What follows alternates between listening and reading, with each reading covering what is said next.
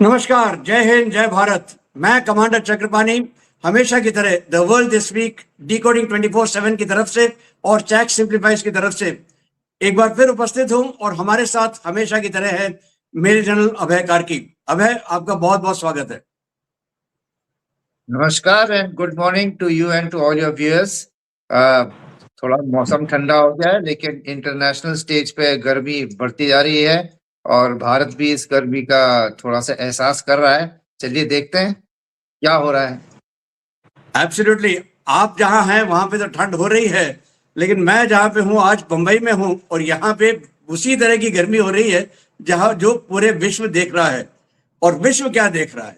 विश्व देख रहा है एक युद्ध जो शुरुआत में हुआ था सिर्फ खाड़ी के अंदर सीमित लग रहा था, अब वो एक्सपैंड होता जा रहा है, बढ़ता जा रहा है और अपने चपेट में बहुत सी ऐसी चीजें लेता जा रहा है जो हमने एक तरफ एक समय में कल्पना ही नहीं की थी।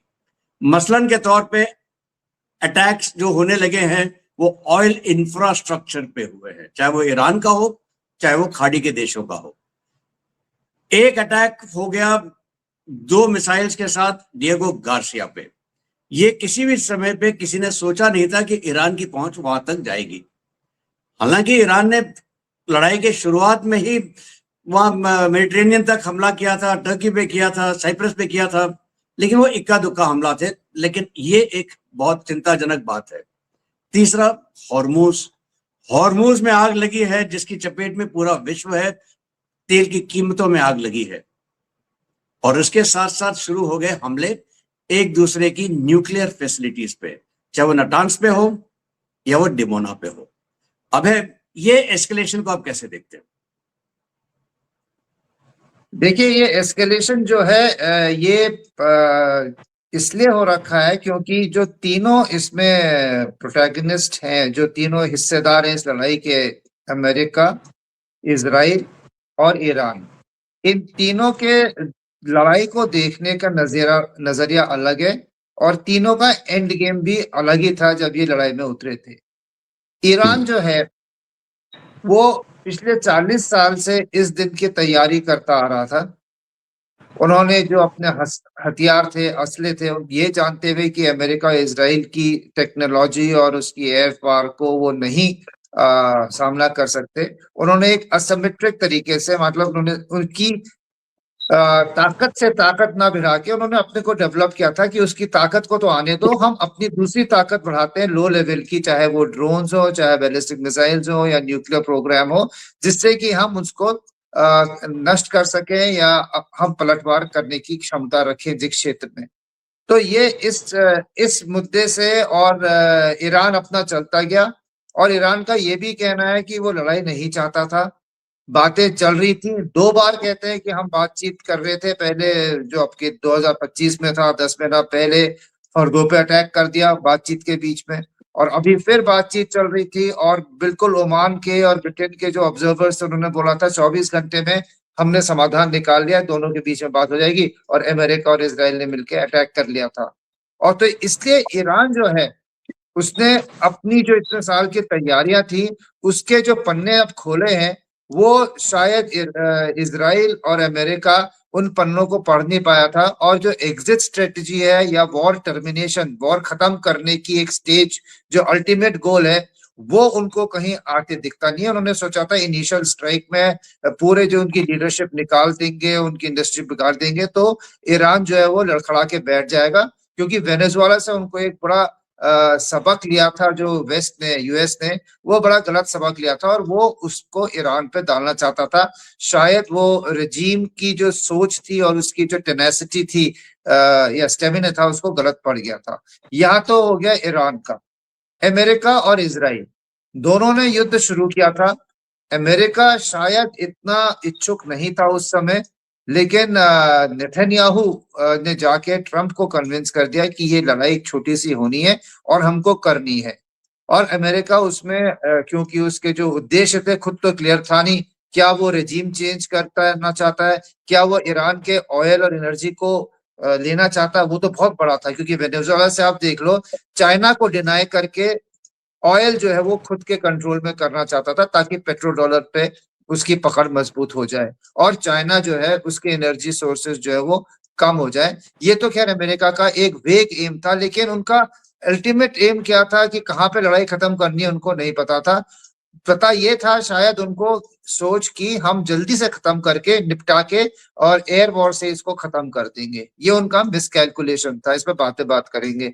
इसराइल इसराइल जो था उसने ईरान और इसराइल का जो है जन्म कहते हैं, जैसे जन्म जन्म की वो है दुश्मनी है। दुश्मनी है। और और ईरान ने तो जो death to Israel death to America, एक वो इसराइल जो जब शाह के टाइम पे सबसे बढ़िया अलाय था ईरान का, जैसे रेवोल्यूशन हुआ और जैसे ये खमेनी और इस्लामिक पावर में आए रेडिकल्स, तो ईरान का रुख बदल गया। ईरान की पावर एलीट जो थी उनका रुख बदल गया, रेजीम जिसको बोलते हैं।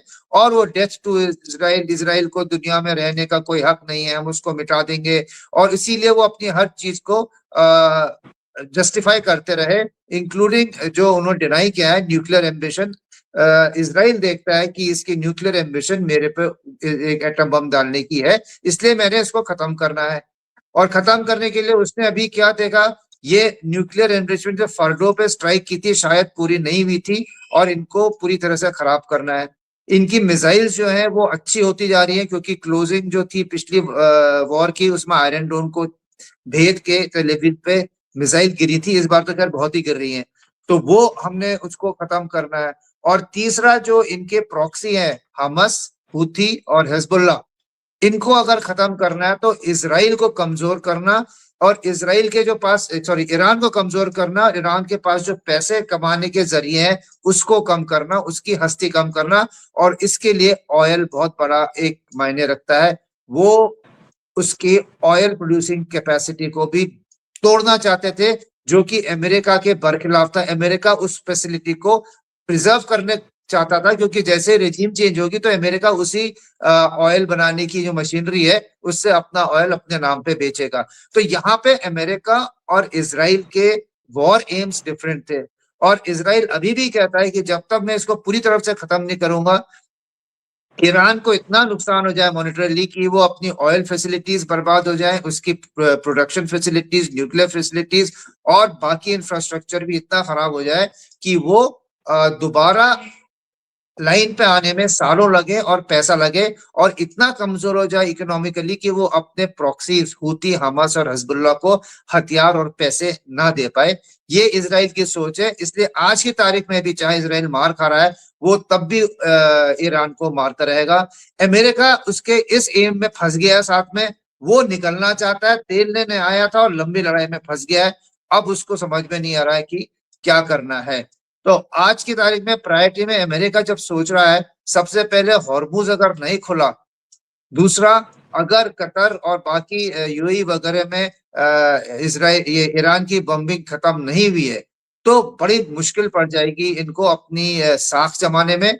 और दुनिया में जो वर्ल्ड ऑयल का जो स्पाइक हुआ है और जो इसके सेकेंड ऑर्डर इफेक्ट्स होंगे, ऑयल नहीं होने से, हीलियम नहीं होने से, आपकी जो भी है, आपकी सेमीकंडक्टर इंडस्ट्रीज इफेक्ट हो जाएंगी, आपकी पूरी दुनिया के फर्टिलाइजर्स की बात इंडिया कर रहा है, हर चीज के दाम बढ़ जाएंगे। विंटर्स आने पे यूरोप की हीटिंग का प्रॉब्लम आ जाएगा और इससे रशिया को ही फायदा होगा। तो इन चीजों को बैलेंस करके अभी यूएस सोच रहा है कि सबसे पहले ईरान को छोड़ो, हॉर्मुज को तो खोल दो। और इसलिए उसने 48 घंटे का भी अल्टीमेटम दिया है कि आप खोल दो, नहीं तो मैं कुछ और करूंगा। और कुछ और में सबसे पहले ईरान को बोला मैं आपके पावर इंफ्रास्ट्रक्चर को अटैक करूंगा। गनीमत की बात यह है कि दोनों साइड या तीनों साइड ने अभी तक डीसैलिनेशन प्लांट्स यानी कि समुद्री पानी से नॉर्मल पानी बनाने वाले में अटैक नहीं किया। अगर ये करते तो जितनी भी खाड़ी देश है उनकी बहुत हालत खराब हो जाएगी, क्योंकि पूरी पॉपुलेशन में कोई नेचुरल वाटर, कोई नदी नहीं है, उनको सिर्फ सैलिनेशन प्लांट से समुद्र का पानी पीने का पानी में बना के जिंदगी उनकी चलती है। तो यहाँ पे अभी हम अटके हुए। आगे देखिए इसराइल क्या करता है, अमेरिका क्या सोचता है और ईरान का क्या स्टेमिना अभी बाकी है, क्या उसने और अपने पत्ते खोल रहे हैं, ये देखने की बात है। अबे आपने 3 बहुत महत्वपूर्ण चीजों पे नजर डाली है और उनको मैं दोहरा देता हूं। एक, वॉर एम्स जो थे वो हर एक के अलग अलग थे। ईरान का वॉर एम था कि भैया मैं सरवाइव करूं, अगर मैं सरवाइव कर गया तो मैं जीत गया। इजराइल का वॉर एम था कि मैं ईरान को उस हालत में ले जाऊं कि मेरे ऊपर वो क्षति ना पहुंचा सके, मैं अपने आप को सुरक्षित करूं। और अमेरिका का वॉर एम था कुछ और, जो दिखाई नहीं देता है लेकिन पीठ पीठ अंदर अंदर तो वही है।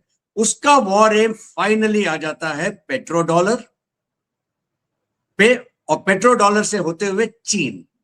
उसका निशाना चीन पे है। ईरान, वेनेजुएला पहले बहाना था, अब ईरान बहाना है। अब देखिए अमेरिका ने जिस तरीके से, बिल्कुल अर्जुन ने जैसे मछली की आंख देखी थी, उसने ये भी पेट्रो डॉलर पर ही चल रहा है। चाहे वो ब्रिक्स के ऊपर हो और उन्होंने कहा कि ब्रिक्स आप पेट्रो डॉलर से निकलना चाहते हैं, डॉलर से निकलना चाहते हैं, मैं बर्दाश्त नहीं करूंगा। 50% टैरिफ लगाए ब्राजील पे, हिंदुस्तान पे। उसके बाद उसने वेनेजुएला किया, अब उसने ईरान किया है। ये एक तरह से दिखाता है कि अमेरिका एक ऐसी पावर है जिसके पास मिलिट्री स्ट्रेंथ है और उसको वो इस्तेमाल करने से बिल्कुल नहीं झिझकता है। उल्टा चीन है जिसके पास मिलिट्री स्ट्रेंथ है, टेक्नोलॉजिकल स्ट्रेंथ है, लेकिन वो इस्तेमाल करने से बहुत झिझकता है। उसका वो ये चलता है कि भाई हम लड़ाई जीतेंगे बिना लड़े हुए, और इस वजह से वो हमेशा मुंह की खाता रहा है। चाहे वो वेनेजुएला था, चाहे वो ईरान इससे वेनेजुएला से भी पहले था, या सिंदूर था, या अब वो वापस ईरान में आया है। यहां पे अमेरिका का एक बहुत इंटरेस्टिंग मूव अब आप देख रहे होंगे। ट्रंप ने कहा है जितने भी ईरानियन टैंकर हैं जो आज समुद्र में है, और लोग कहते हैं 400 मिलियन बैरल ऑयल तेल जो है ईरानियन टैंकर्स में समुद्र में है, ये सारे शैडो फ्लीट में आ जाते हैं। इसको वो ईरान को बेचने देगा। बेचेगा कैसे? डॉलर पे। डॉलर आएंगे कहां? अमेरिकन बैंक में। और सैंक्शन लगाई हुई है उसने ईरान के ऊपर, तो ईरान को पैसे कमाने देगा लेकिन पैसे का इस्तेमाल करने नहीं देगा। एक तरीके से एक वो चीन को फिर भी मात दे रहा है, और चीन को वो जो फ्री में ऑयल, ऑलमोस्ट फ्री में $8, $10, $12 पर बैरल में मिल रहा था ईरान से तेल, वो तो अब खत्म हो गया। दूसरा, अगर ईरान ने हॉर्मुज को रोक रखा है, बाकी देशों को जितनी तकलीफ हो रही है वो हो रही है, लेकिन ईरान को भी तो तकलीफ हो रही है। खड़ग आइलैंड के आसपास जो पहले 20 जहाज दिखाई देते थे तेल भरते हुए, अब वहां पे सैटेलाइट पिक्चर्स नहीं दिखाती हैं कि वहां पे बहुत ज्यादा तेल भरते हुए जहाज दिख रहे हैं। तो एक तरह से वो किया है। अब ईरान को रास्ते में लाने के लिए उसने वो, जैसा आपने कहा कि 48 घंटे का समय दिया है कि आप हॉर्मुज खोलिए वरना हम खोल देंगे। उसके लिए उसने वैसे ही यूएसएस ट्रिपली को लेके आ रहे हैं जिसमें 5000 से ज्यादा मरीन है। इंटरेस्टिंग, उसमें ऑस्प्रे नाम का एक हवाई जहाज है जो हेलीकॉप्टर की तरह उड़ता है और हवाई जहाज की तरह आगे जाता है, और ये क्लोज इन सपोर्ट भी दे सकता है। मतलब ये है कि अगर हॉर्मुज में जो 5 और 6 छोटे छोटे आइलैंड्स हैं, अलमूसा वगैरह वगैरह, वहां पे अगर अमेरिका ने इन छोटे आइलैंड्स के ऊपर अपने सैन्य टुकड़ियां लगा दी, ईरान हवाई जहाज से तो कुछ कोई खास नहीं कर पाएगा, लेकिन ये लोग फिर ईरान के ऊपर दबाव डाल सकते हैं कि उनके वो जो रॉकेट बोट्स हैं, बाकी जो ड्रोन्स हैं वगैरह, उनको वो किसी तरह से रोक सके, क्लोज इन सपोर्ट दे सकता है। तो ये उसके साफ मंशा दिखाई दे रही है। ये तो बिल्कुल साफ है, बिल्कुल आईने की तरह साफ हो रहा है। दूसरा, अनइंटेंडेड कॉन्सिक्वेंसेस। आपने बिल्कुल सही कहा है। देखिए खाड़ी के देश जो हैं वो सिर्फ तेल नहीं देते, तेल के साथ साथ आता है फर्टिलाइजर, खास करके यूरिया बेस्ड फर्टिलाइजर जो यहीं से निकलता है, गैस, हीलियम, ये सारी चीजें तो यहां से आती है। कोकिंग कोल जो स्टील मैन्युफैक्चरिंग में बहुत ज्यादा जरूरी है, ये सब के ऊपर दबाव पड़ रहा है, और इन सब की वजह से जो कीमतें बढ़ती जा रही हैं, इनकी बातें तो आज कोई कर ही नहीं रहा है। तीसरा, खाना। अब कहते तो ये है कि 12 से 13 जहाज जो है खाड़ी के अंदर गए हैं खाना वाना लेके, उनके ऊपर कोई प्रॉब्लम नहीं हुई है, क्योंकि खाड़ी के देश या ईरान, इन सबको चाहिए है खाने पीने की सामग्री। वो कहां से आएगी? वो तो आएगी बाहर से ही। तीसरी बात आती है जो और भी ज्यादा अहम रखती है, वो है देखिए, ईरान है शिया देश, खाड़ी के देश जो हैं उनकी जो मोनार्की है वो सारी की सारी है सुन्नी। हालांकि उन सब देशों में शिया पॉपुलेशन सिग्निफिकेंट है। अगर ईरान किसी भी वजह से ये युद्ध जीतता है, और ईरान के लिए युद्ध जीतने के लिए अमेरिका को हराना नहीं है, सिर्फ जिंदा रहना है, क्योंकि वो अगर जिंदा रहेगा तो वो खाड़ी के ऊपर, खास करके हॉर्मुज के ऊपर हमेशा कंट्रोल दिखा सकता है, या कम से कम डिनाई कर सकता है, या उनको बहुत महंगा कर सकता है दूसरों को ट्रांजिट करने में। जो मेन चैनल है वो ईरान की टेरिटोरियल वाटर से भी निकलती है, तो ईरान के पास कुछ तो स्ट्रेंथ है, और ये स्ट्रेंथ है डिनायल की ज्यादा है, परमिशन की कम है। तो अगर ईरान टिक जाता है किसी ना किसी वजह से, तो खाड़ी की जो मोनार्की हैं इनके ऊपर सबसे बड़ा खतरा मंडराना शुरू करेगा, क्योंकि फिर ईरान हो जाएगा बहुत ही ज्यादा बेलिजरेंट। अब उसको लगेगा कि अगर मैंने अमेरिका जैसी महाशक्ति को पछाड़ दिया है, उसको हमने हरा दिया है, तो मेरे ऊपर तो अब कोई कुछ कर ही नहीं सकता। और अमेरिका भी 2 बार सोचेगा, क्योंकि वो 450 किलो के आसपास के जो फिसाइल मटेरियल अभी तक नहीं मिला है, वो कहाँ है, ये सबसे बड़ी समस्या रहती है। इस सब के बीच में आपको क्या लगता है, भारत का क्या दृष्टिकोण होना चाहिए? भारत के ऊपर जो डीगो गार्सिया में मिसाइल से हमला करने की कोशिश की गई ईरान से, उसका क्या इंपैक्ट पड़ेगा, और भारत को क्या करना चाहिए? क्या देखते हैं अभय आप? देखिए, भारत का तो दृष्टिकोण सही है। जो हमारी सरकार की जो नीति रही है कि जो भारत के लिए सही होगा हम वही करेंगे। आज के तारीख में भारत के लिए सही ये है कि वो अपना तेल जो है किसी भी कीमत पे खाड़ी से आने जाने की जो रुकावट है उसको दूर करे। इसके लिए ईरान से कल ही मोदी जी ने प्रेसिडेंट से बात की है, और बिल्कुल। उसके बाद फिर फॉरेन मिनिस्टर ने बात की है। और अगर आप देखें आज के स्टेटमेंट, तो हमें को फ्री पैसेज देना दोबारा उन्होंने रिएटरेट किया, कि बल्कि ऐसा भी है कि हमारे कई शिप्स को ईरान की नेवी के शिप्स ने भी एस्कॉर्ट किया है हॉर्मुज में। तो हम अपने एब्सोल्युटली। पत्ते जो है अपने नेशनल इंटरेस्ट पे जो खेल रहे हैं वो बिल्कुल ठीक खेल रहे हैं। और दूसरा, एक अगर आप देखने जो आगे अगर आप देखें, एक चीज बड़ी पिक्यूलियर है। ईरान का जो पावर स्ट्रक्चर है उसमें अभी तक जो 3 उनके पिलर्स है, जिसमें सुप्रीम कमांडर, उसके नीचे आईआरजीसी, और उसके साथ में जो क्लर्जी है, जो उसकी गाइडिंग काउंसिल है, वो, उसके अलावा पॉलिटिकल पिलर जो है प्रेसिडेंट के अंदर, और पार्लियामेंट, जो कि जिसके पास सिर्फ बजट की कुछ है, और उसके वीटो पावर जो है वो रिलीजियस काउंसिल के पास है। और तीसरी करेक्ट। है जो आर्मी, और आर्मी है, एयरफोर्स है, नेवी है। इसमें अगर आप देखें, सारे लीडर्स एलिमिनेट होते जा रहे हैं, लेकिन प्रेसिडेंट जो है वो खुलेआम टीवी पे आते हैं, सब जगह आते हैं, वो एलिमिनेट नहीं हो रहे हैं। तो सोचने की इंटरेस्टिंग। बात ये भी है, जब 24 में इलेक्शन हुए थे तो किस प्लेटफॉर्म पे ये प्रेसिडेंट जो है अपने इसमें आए थे पावर में? तो पिज़ेशकियान साहब जब आए थे तो वो एक रिफॉर्मिस्ट एजेंडा पे आए थे। उनकी जो सोच है वो शुरू से उसमें है कि इकोनॉमिक लिबरलाइजेशन होना चाहिए, मतलब कि हमारे बाहर की मल्टीनेशनल कंपनीज को आने देने चाहिए, बाहर का इन्वेस्टमेंट को आने चाहिए।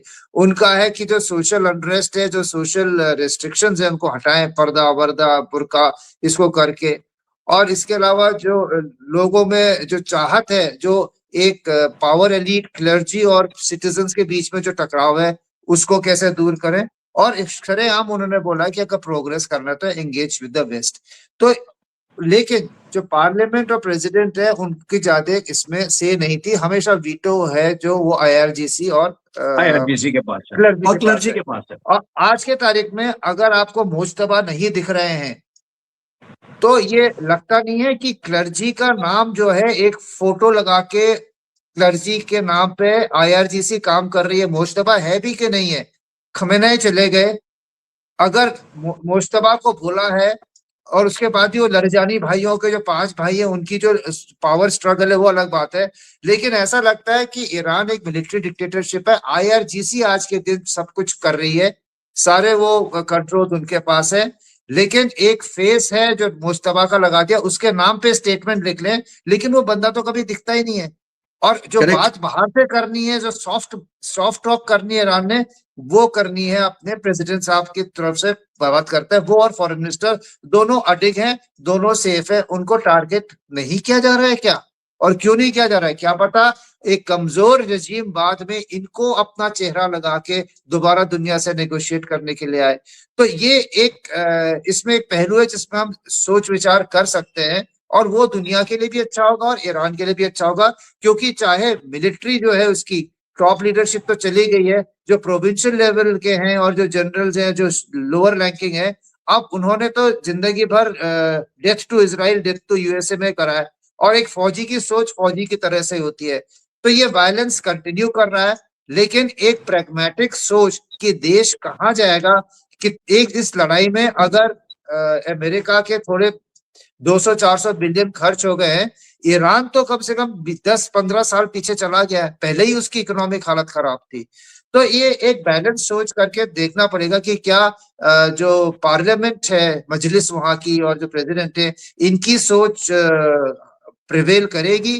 क्या आईआरजीसी इनके थ्रू नेगोशिएशन बाद में करेंगे, ये फिलहाल सोचने की बात है। पर आज की तारीख में बिल्कुल सही, ईरान भी थोड़ा सॉफ्टन होने लग गया है।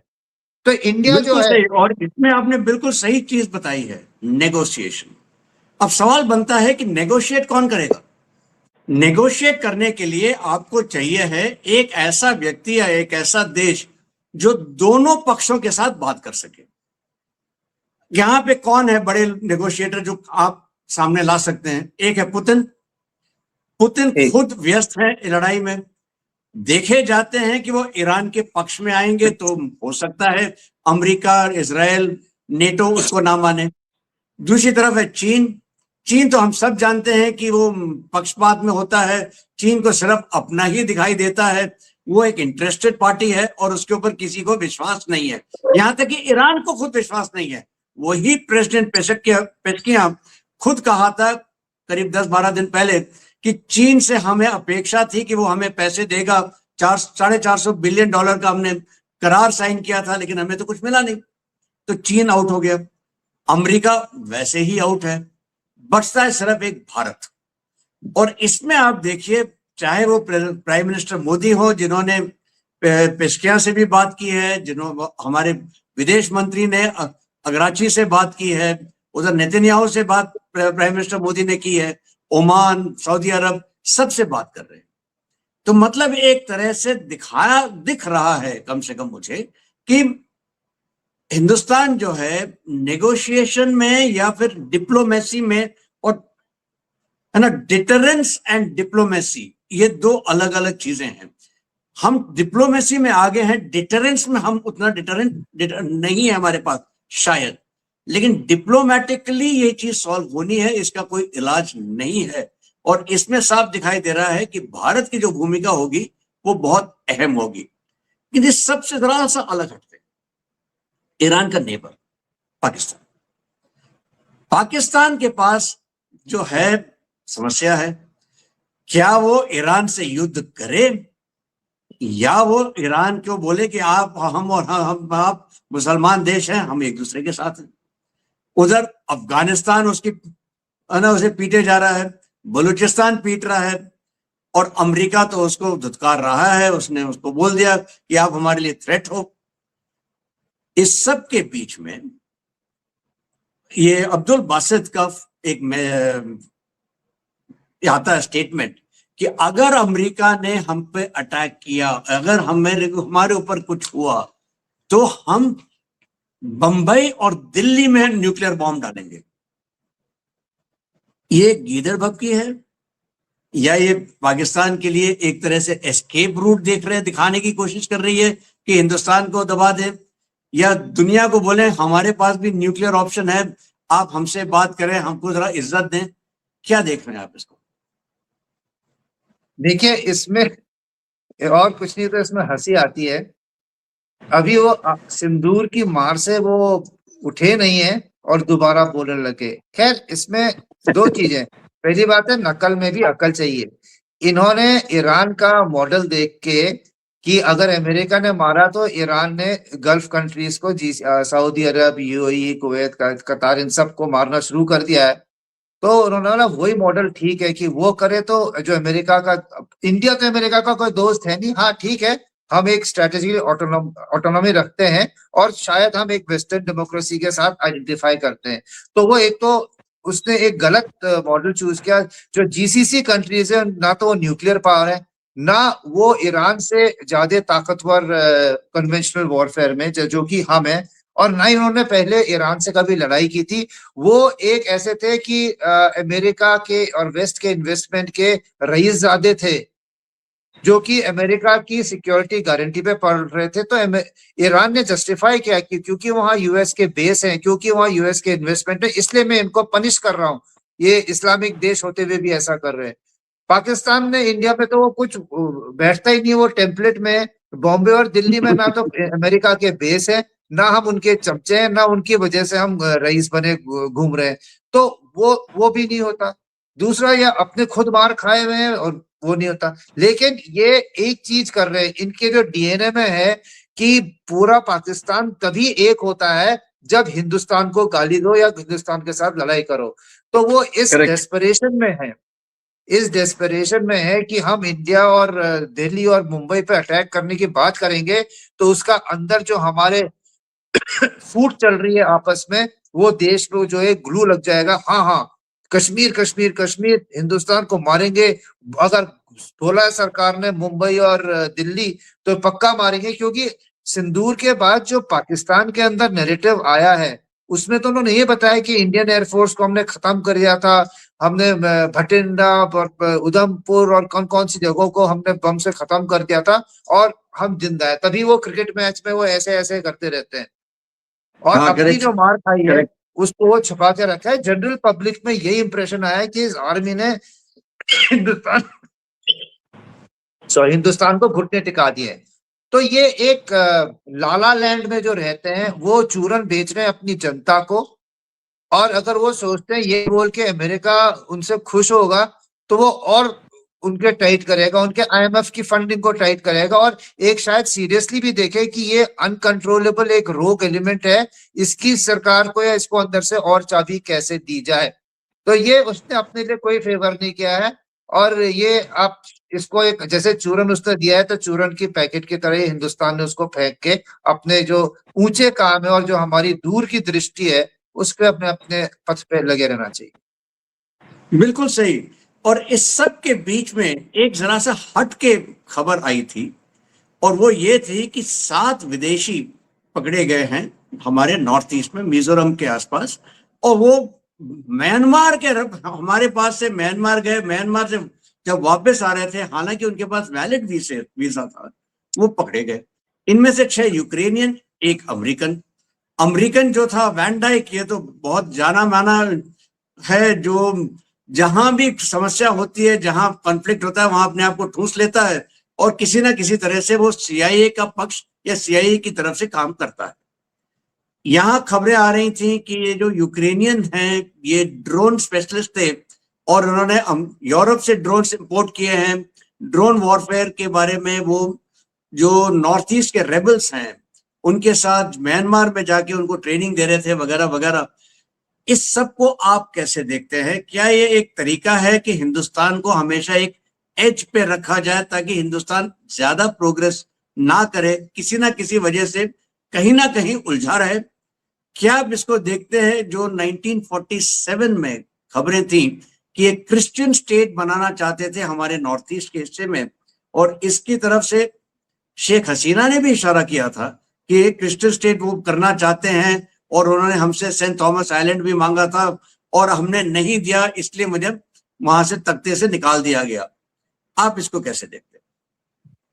जी, शेख हसीना एक प्राइम मिनिस्टर थी जब उन्होंने स्टेटमेंट दिया था, बहुत जिम्मेवारी से स्टेटमेंट दिया था, और उन्होंने यूएस का नाम नहीं लेके एक व्हाइट मैन बोल के ये बात पूरी कही थी। व्हाइट मैन मेरे पास आया था। तो इसमें तो कोई शक नहीं है कि नॉर्थ ईस्ट में फॉरेन इंटरफेरेंस हुआ है। जो मणिपुर में कुकी और मेतेई में जो लड़ाई छिड़वाई गई है, उसके ऊपर एक तो पॉपी कल्टीवेशन था और दूसरा जो ये करेक्ट। फॉरेन इंटरफेरेंस बहुत ज्यादा था। करेक्ट। म्यांमार नेबरिंग स्टेट है, हमारा ओपन बॉर्डर है। म्यांमार में सिविल वॉर चल रही है, जिसमें कि जो वहाँ की हुंता जो गवर्नमेंट है वो श्रिंक कर गई है, और बड़े बड़े इलाके जो है वो रेबल ग्रुप्स के कंट्रोल में हैं। और इसमें चाइना और अमेरिका की भी वहाँ के रेयर अर्थ बोलो या इन्फ्लुएंस के लिए एक लड़ाई चल रही है, प्रॉक्सी की लड़ाई चल रही है। और ये प्रॉक्सी की लड़ाई में उसका स्पिलओवर जो है वो हमारे देश में भी आता है। अगर आपको याद हो कि मिजोरम के चीफ मिनिस्टर एक बार अमेरिका में जाके कुछ क्रिश्चियन ये और कल्चर और हम करेक्ट। एक से होना चाहिए बोल के आए थे। तो ये जो बिल्कुल। खिचड़ी है ये बहुत सालों से पक रही है, और इसको अभी जब मौका आएगा ये अंजाम देने की कोशिश करेंगे। शायद यूनुस होते तो इसको और इम्पेटस मिलता, लेकिन आज की तारीख में हमने ये बहुत अच्छा कदम लिया है, क्योंकि अगर ड्रोन वाला एस्पेक्ट आ जाता है इंसर्जेंट्स के हाथ में, जो कि आ ही गया होगा, उससे हमारी सिक्योरिटी को और ज्यादा खतरा होता है और हमारी सिक्योरिटी फोर्सेस पे अटैक्स और ज्यादा हो जाएंगे। कुछ एक ड्रोन अटैक्स तो होने शुरू हो गए हैं नॉर्थ ईस्ट में हमारे ऊपर। तो ये चाहे गए वो म्यांमार में थे, तो हमारे इंसर्जेंट जो हैं उनके कैंप तो म्यांमार में ही है, तो कुछ वो वहां पे उनके लिए लड़ेंगे, बाकी हमारे ऊपर आएंगे। और क्योंकि इसमें एक अमेरिकन था जो कि मर्सनरी है, ये तो CIA की पुरानी वो है मिलिट्री, प्राइवेट मिलिट्री कॉन्ट्रैक्टर्स, तो उनकी करेक्ट। कार्यशाली उनकी कार्यशाली में है कि जहां पे खुद नहीं जाना है तो प्राइवेट मिलिट्री कॉन्ट्रैक्टर्स को काम दे दो और वो आपका काम कर देंगे। तो ये हमारे लिए एक वेकअप कॉल तो है, लेकिन एक खुशी की बात ये भी है कि हमारी इंटेलिजेंस की जो पहुंच है और हमारे कान जो है वो जमीन पे ठीक से लगे हुए हैं, और हम शायद कभी ऐसी चीजों से सरप्राइज नहीं होंगे, बल्कि जो इनके आका है उनको एक मैसेज दे दिया है। और ये याद रखिए कि हमेशा जो इंटेलिजेंस कम्युनिटी है उसको अगर 10 चीज पता रहती है, वो सिर्फ एक चीज बताती है। तो ये फ्लैग करके हमने दिखा दिया है कि हमें पता है आप ये कर रहे हो, ठीक है, ज्यादा हम कुछ नहीं कर रहे। और शायद मैं तो इसको एक थोड़ा और आगे ले जाऊं, तो एक गुप्ता जो हमारे चेकोस्लोवाकिया से पकड़ के USA में ले गए थे और अभी उसको प्रॉप अप कर रहे हैं कि इंडिया वो कर रहा था, कुछ इंडिया का एजेंट था जो भेजा गया था, तो उसके भार को कम करने के लिए हमने भी एक US सिटीजन को बोनाफाइड पकड़ लिया है कि आप ये कर रहे थे, कौन करा रहा था। तो ये गेम शायद चल रहा है वन अपमैनशिप का, ठीक है, चलता रहता है इंटेलिजेंस सर्कल्स में। बिल्कुल सही, और आपने बिल्कुल सही चीज पकड़ी है। हमारे कान खुले हैं, जमीन से हम कनेक्टेड हैं, हमारे पास स्ट्रेटेजी है अंदर जाने की भी और बाहर आने की भी। लेकिन क्या यही चीज अमेरिका के पास है? एग्जिट स्ट्रेटेजी की आपने बात की थी, एग्जिट स्ट्रेटेजी अमेरिका की तो दिखाई नहीं देती। बल्कि आप देखिए सिंदूर में हालांकि बहुत से भारतीय थे, मैं भी था, जो कहते थे कि शायद एक दिन और अगर हम मार देते तो पाकिस्तान और लुढ़क जाता वगैरह वगैरह।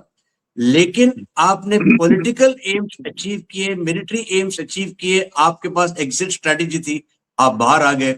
इससे हमको ये बहुत बड़ी सीख लेनी चाहिए कि मोदी जी के पास एक एग्जिट स्ट्रेटेजी थी, भारतीय सरकार के पास एग्जिट स्ट्रेटेजी थी, उन्होंने उसका इस्तेमाल किया। और यही चीज जो है समस्या दे रही है ट्रंप को, इस नेतन्याहू को, यहां तक कि नेटो को खुद ही नहीं समझ में आ रहा कि मैं ट्रंप के साथ हूं या ट्रंप के खिलाफ हूं। कभी ट्रंप उसको है ना गीदड़ कहते हैं, कावर्ड कहते हैं, कभी कुछ और कह देते हैं। उल्टा देखिए लड़ाई एक्सपैंड किए जा रही है। आगे क्या होगा ये तो वक्त ही बताएगा। ईरान जीतेगा अगर उसने हॉर्मूज पे कंट्रोल कर लिया। अगर ईरान जीता तो एक तरीके से चाइना भी जीतेगा, क्योंकि अगला उसका निशाना जो होगा वो होगा ताइवान। यहां तक कि ताइवान ने रिपोर्ट करना शुरू कर दिया है कि 6 चाइनीज जहाज जो है वो मीडियम लाइन के क्रॉस करके उनकी तरफ आते हुए दिखाई दिए हैं। T20 का मैच तो चल रहा है, शायद ये T10 का मैच भी कन्वर्ट हो जाएगा आगे चलते चलते। हम लोग अपनी पैनी नजर बनाए रखेंगे। ये थी इस हफ्ते की खबरें। इंतजार कीजिए आप अगले हफ्ते तक, जब अभय और मैं फिर से मिलेंगे और विश्लेषण करेंगे। तब तक जय हिंद, जय भारत।